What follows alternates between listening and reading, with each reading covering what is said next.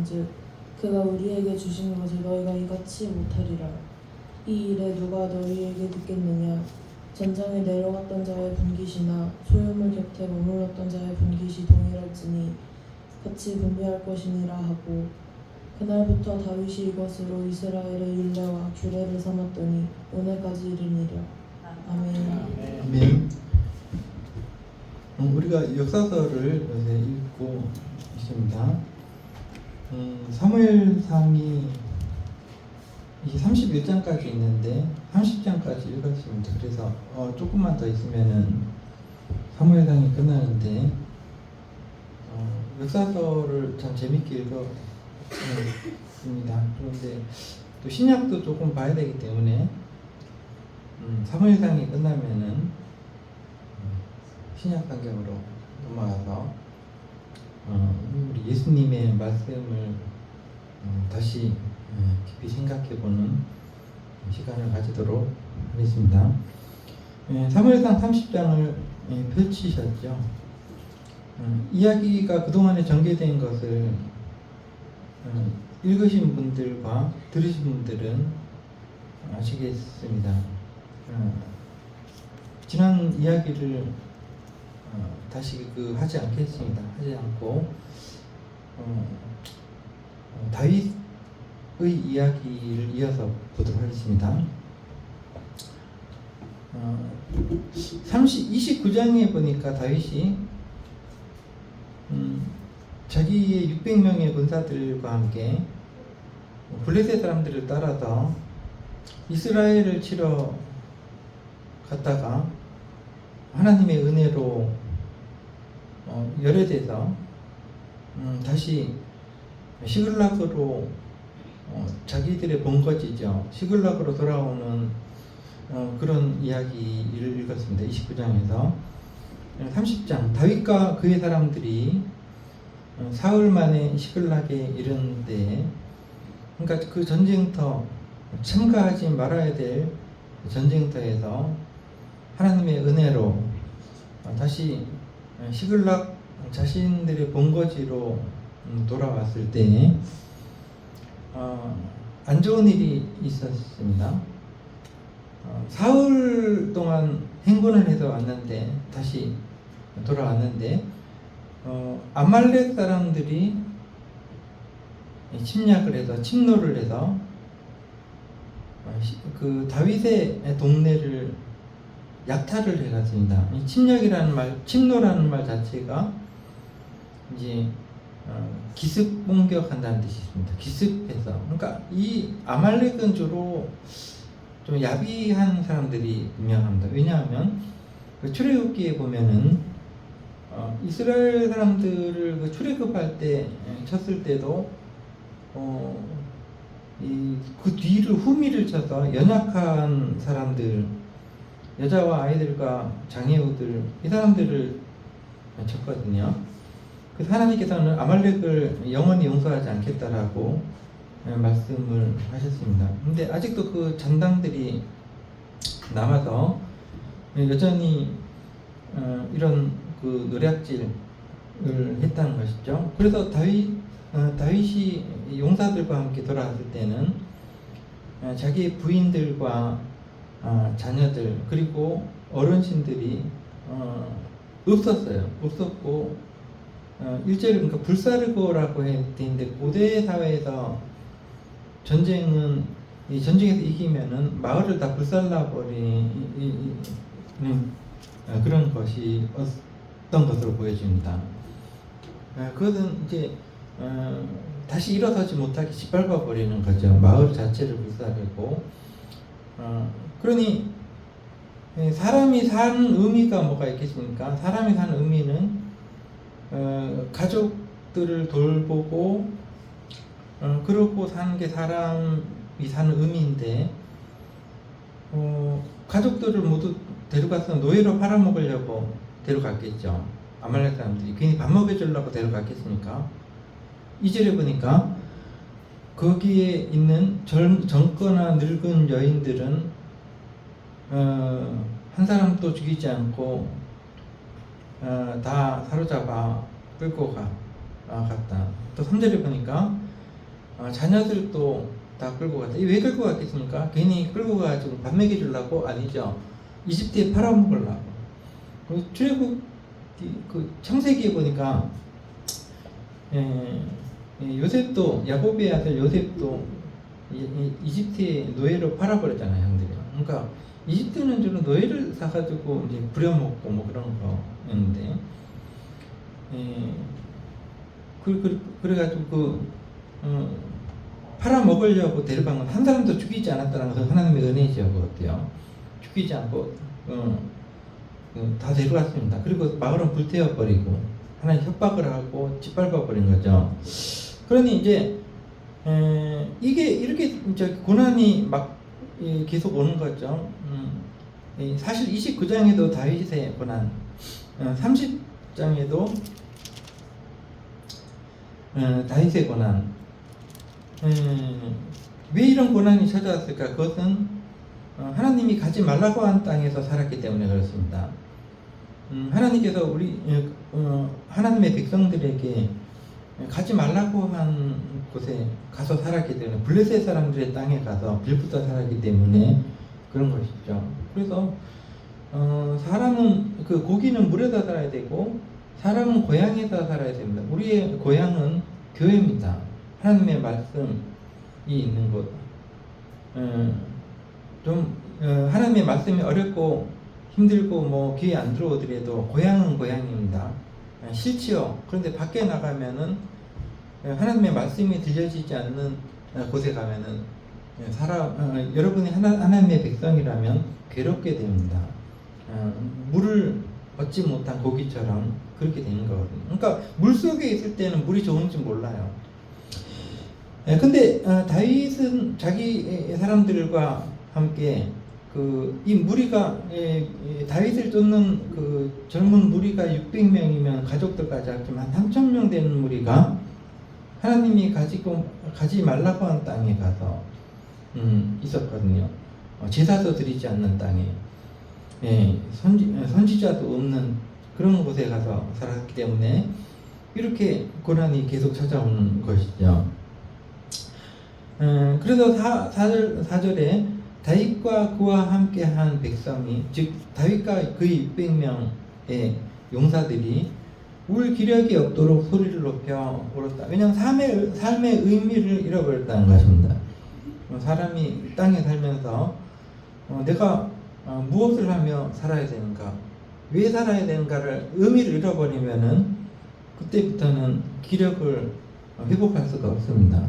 근데 가족을 다 뺏겼으니까 또 삶의 기반들도 다 뺏기 그랬으므로 이렇게 그 소리를 높여서 우는데 기진맥진하도록 그렇게 울 수밖에 없었던 것이죠.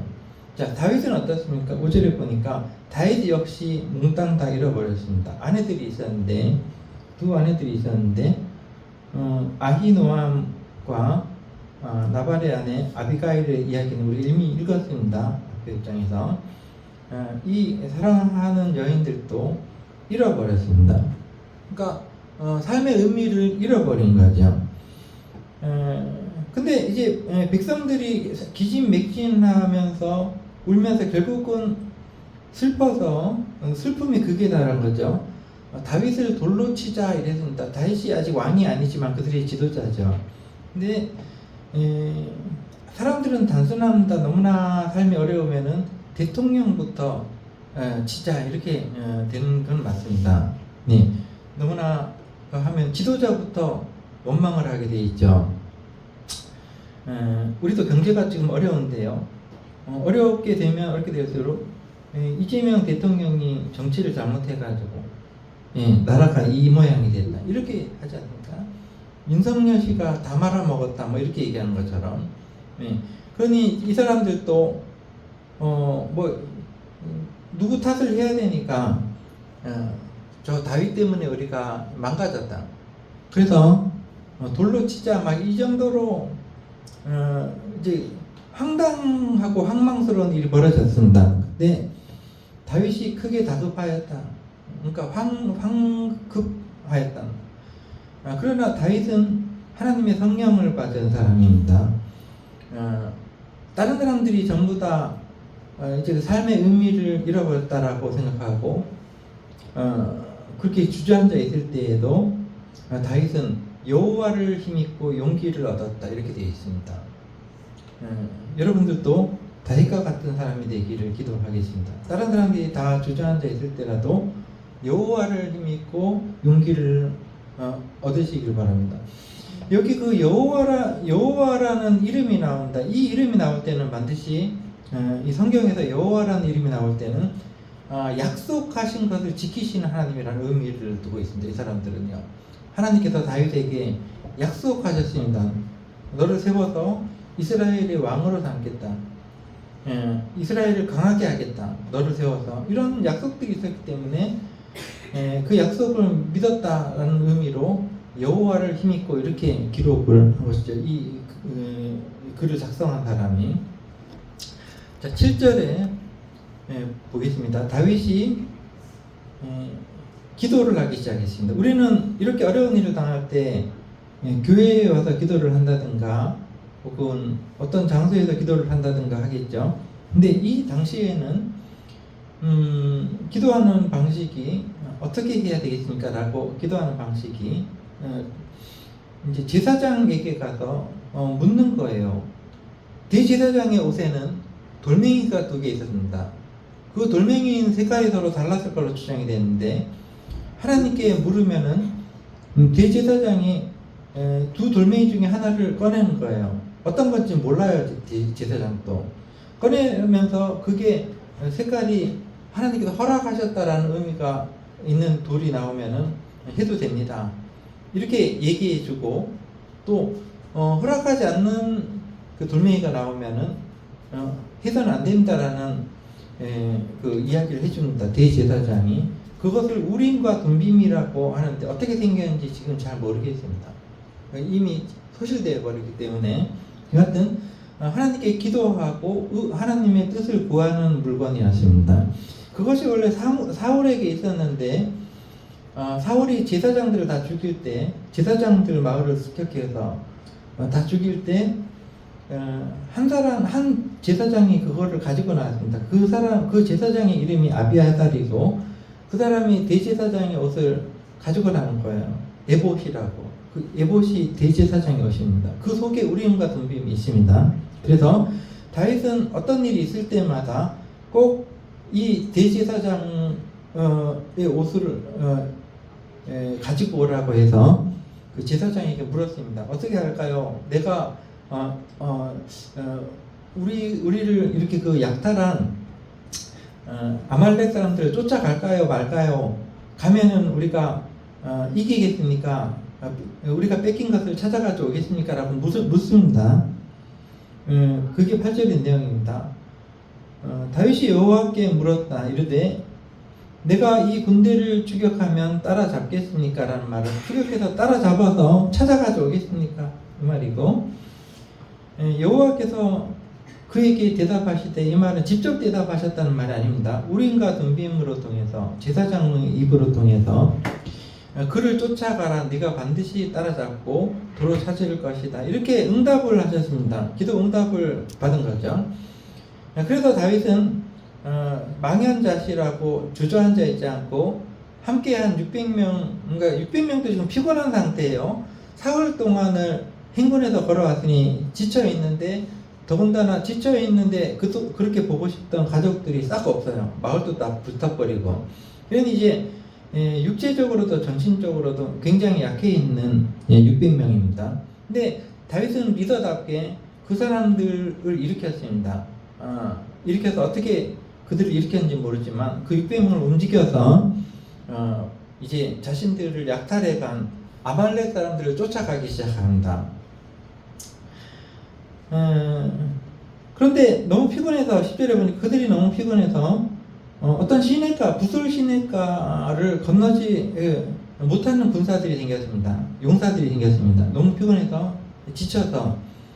그래서 600명 중에 200명 그 뒤처진 사람들을 그냥 거기서 머물러 있게 하고 너희들은 그냥 우리의 그 소유나 지켜라.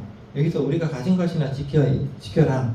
그렇게 그 배려를 해주고 왜냐하면 다윗이 믿음이 없었다면, 야 지금 아말렉 사람들이 얼마나 강한데 싹 다 가야지 우리가 이길까 말까 한데 막 이렇게 다그쳤을 텐데, 다윗은 그렇게 하지 않고 너무 힘들어하는 200명을 남겨두었습니다. 여기 머물러 있어라. 그리고 나머지 400명을 거느리고 쫓아가기 시작합니다.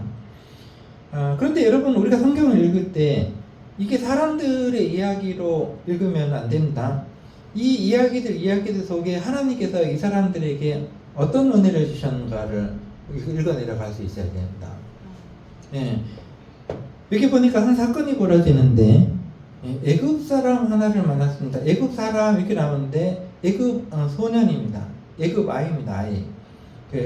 애굽 소년 하나를 만났는데 무리들이 우연히 만난 거예요.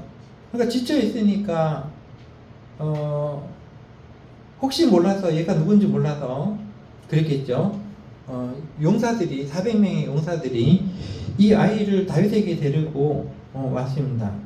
근데 이 사람들이 급하게 지금 쫓아가는 중에도 아이 하나를 불쌍히 여깁니다. 그래서 떡을 주워 먹게 하고, 여긴 떡이 나오지만 빵이겠죠. 이 사람들의 주식은 빵을 주워 먹게 하고 물을 마시게 하고 탄수화물 보충. 그 다음에 2절을 보니까 무화과 뭉치 주고, 무화과 뭉치는 무화과 과자입니다. 그리고 건포도 2송이를 주고, 자, 무화과와 건포기는 말려서 먹으면은 당 보충입니다. 당충. 당 보충이요. 당 떨어지면 먹어야 되잖아요. 그러니까 사람이 기력이 없으면 말도 하기 싫고 뭐 그런 거예요. 그러니까 이 아이가 불쌍하니까 그렇게 줬는데, 무화과는 여러분 요새 시장에서 사 먹으면 되지만은 무화과라는 말 자체가 없을 무자에 꽃화자입니다. 꽃이 없어요. 이 과일은요. 그럼 꽃이 어디 있느냐? 과일 속에 있어요. 과일 속에.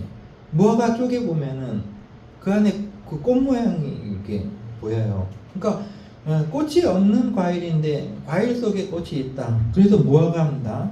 이 사람들이 아주 흔히 먹는 그 과일이죠. 우리가 사과 먹는 것처럼, 우리가 사과나 복숭아나 이런 거 먹는 것처럼 과일인데, 그것으로 만든 과자와 건포도 2송이를 좀 먹였는데, 이 아이가 밤낮 사흘 동안 먹지도 못하고 물도 마시지 못하고, 그러니까 이게 버려진 거예요. 누군가에 의해서.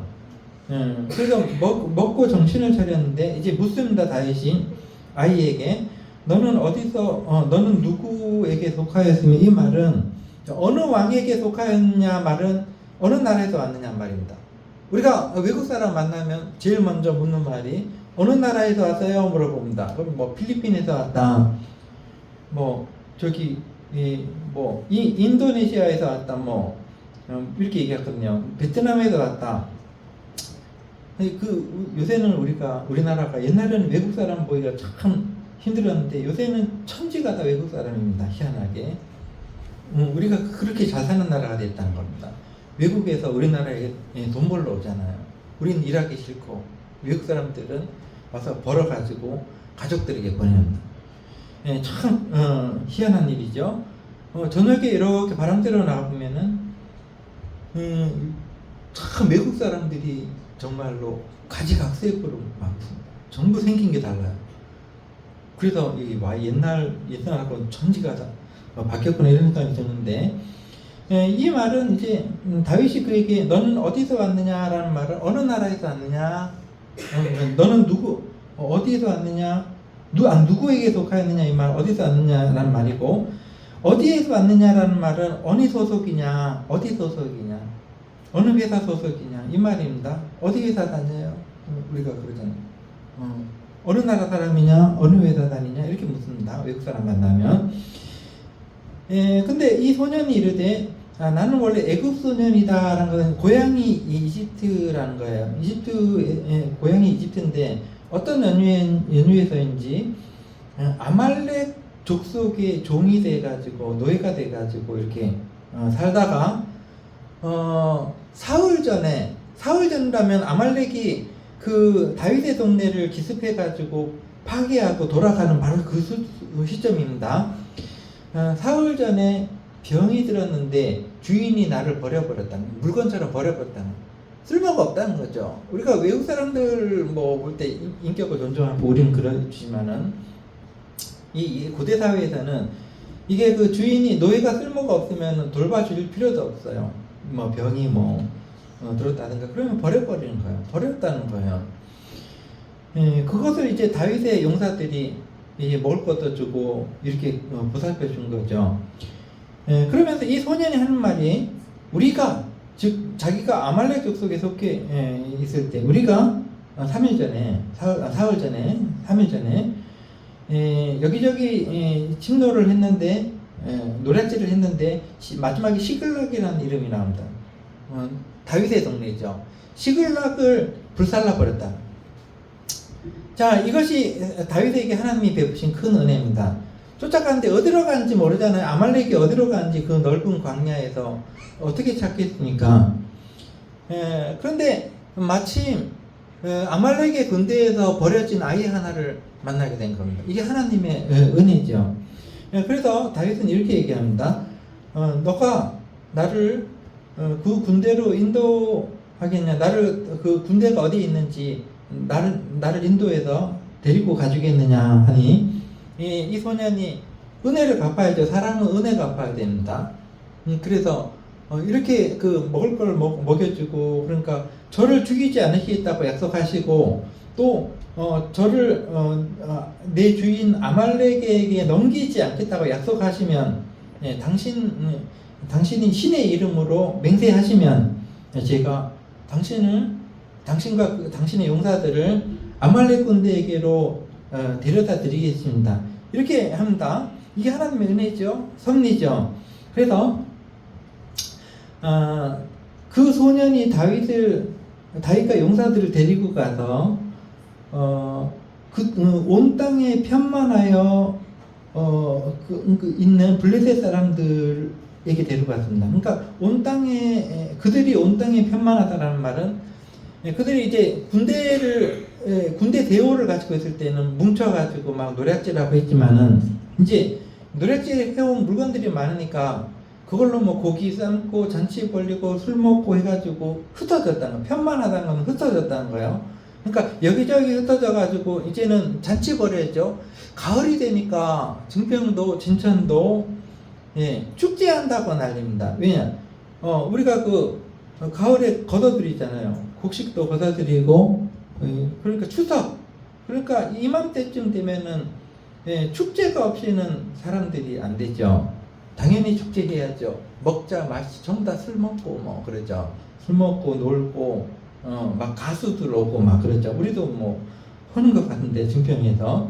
그러니 이 사람들은 이제 뺏어가지고 와가지고 약탈해서 와가지고, 여기 보니까 온 땅이 편만하여 지금 막 이제 정신 없는 거예요. 흩어져가지고 크게 약탈한 것으로 가지고, 유다 땅에서 크게 약탈한 것으로 그걸 가지고 말미암아 그것을 가지고 먹고 마시며 춤추고 막 그렇게 되어 있습니다. 이 사람들이요. 자, 다윗이 오는 줄 모르죠. 근데 하나님이 은혜 주셔서 다윗은 용사들과 함께 400명과 함께 거기 와가지고 어떻게 있겠습니까? 당연하죠. 이제 화가 그게 다 됐겠죠.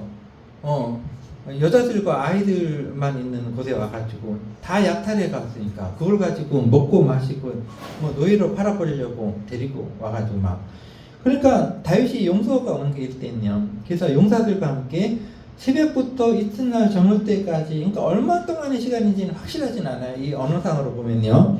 여하튼간에 죽이고 또 죽였다라는 거죠. 그들을 침해 낙타를 타고 도망한 소년 400명 외에는 피한 사람이 없었다. 이 말은, 자, 잔치판에 그 마을에 낙타들이 함께 있을 수는 없어요. 그래서 저 멀리 낙타들을 따로 떼놓고 이 아말렉 사람들이 낙타를 지키는 400명의 소년이 거기 있었고 나머지는 다 잔치판에 있었던 겁니다. 그러니까 잔치판이 아수라장이 되니까 낙타들 관리하던 소년들이 눈치채고 낙타들 타고 도망친 거예요. 이 낙타는 우리로 얘기하자면 탱크랑 같습니다. 탱크, 장갑차 이런 거는 이 고대 사회에서는. 그러니까 그것 타고 주행랑을 온 겁니다. 그만큼 이제 전쟁할 때 쓰는 건데 낙타. 그래서 18절에 다윗이 아말렉 사람들이 빼앗아갔던 모든 것을 도로 찾고 그의 두 아내를 구원하였고 두 아내를 도로 찾았으니 얼마나 기뻤겠습니까? 아내들을 찾았으니까. 그리고 용사들의 아내도 다 찾아주고 안 죽였으니까 있겠죠. 그리고 자녀들도 찾고 이제 삶의 의미를 다시 되찾아준 거죠. 사는 의미를. 그리고 도로 다 찾아왔고 도로 찾아왔고 20절에 보니까 또 무리가 그 가축들을 앞에 몰고 가며 이르되 이는 다윗의 전리품이라 해서 이 말은 자기들 것뿐만이 아니라 아말렉이 가지고 있던 것도 다 뺏어 가져왔단 말입니다. 그러니까 부자가 된 거죠. 고대 전쟁을 왜 하겠습니까? 옛날 전쟁은요 그 전리품 때문에 하는 거예요. 미군이 이제 독일과 싸울 때요 제일 미군 병사들이 좋아했던 것이 이제 독일 사람들의 혁대, 독일군을 죽이면 혁대를 일단 불어서 챙기고 꼰총 뭐 이런 거 좋으니까 챙기고 칼 뭐 이런 거 전리품을 챙기고 좋아했다 그런다 미군들이요. 베트남 전쟁에서는 미군들이 그 베트남군과 싸워서 이기면은 전리품으로 마약 베트남 사람들이 품속에 가지고 있던 그 헤로인인가 그거를 이렇게 가지고 오는 걸 전리품으로 가장 좋아했다는데 근데 고대 사회에서는 더 심하게 이 전리품 때문에 싸우는 거거든요. 그래서 이 아말렉 사람들이 가축들이며 양떼, 소떼 뭐 이런 거 막 가지고 온 거예요. 막 이제 상황이 완전히 뒤역전이 된 거죠. 그런데 21절에 우리가 주목할 만한 사건이 벌어집니다. 다윗이 400명의 용사들과 함께 이런 전리품들을 가지고 올 때 누가 남아 있었나요? 시냇가에 함께 가지 못한 기력이 바닥난 200명의 용사들이 있었습니다.